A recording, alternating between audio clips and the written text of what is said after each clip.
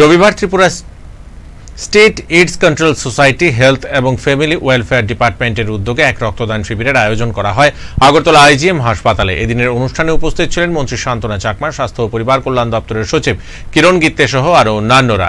এদিন সংবাদ মাধ্যমকে স্বাস্থ্য ও পরিবার কল্যাণ দপ্তরের সচিব কিরণ গিত্তে জানান, বিগত দিনে রাজ্যের ব্লাড ব্যাংকগুলোতে যে রক্ত স্বল্পতা ছিল তা বর্তমানে ধারাবাহিকতা রক্তদান শিবির কল্যাণে অনেকটাই পূরণ হয়েছে। আগামী দিন যে কোনো পরিস্থিতিতে রক্তের যোগান দেওয়া সম্ভব।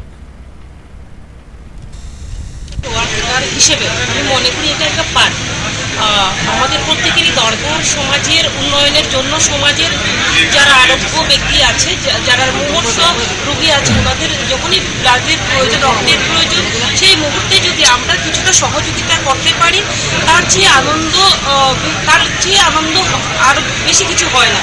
তার জন্য আমি বলবো আজকের দিনে আমি খুবই আনন্দিত এবং অন্যদেরকেও বলবো আপনারাও যদি সুস্থ থাকেন তাহলে আপনারাও ব্লাড ডোনেশন করুন এবং একজন রোগীর জীবন বাঁচান। হেলথ ডিপার্টমেন্ট তরফ থেকে আজকে রক্তদান শিবিরের আয়োজন করা হয়েছে। আমাদের রাজ্যে এরকম ভলান্টারি ব্লাড ডোনেশন ক্যাম্পের খুব ভালো ট্রেডিশন আছে। আর যে আমার রাজ্যের যে ব্লাড স্টোরেজ, ব্লাড ব্যাংকের অনেক উন্নয়ন হয়েছে। আমরা এখন যে কোনো সময় যে কোনো পেশেন্টকে ব্লাড ট্রান্সফিউশন অথবা অপারেশন অন্য যে কোনো কারণে ব্লাড লাগে আমরা সঙ্গে সঙ্গে দিতে পারি।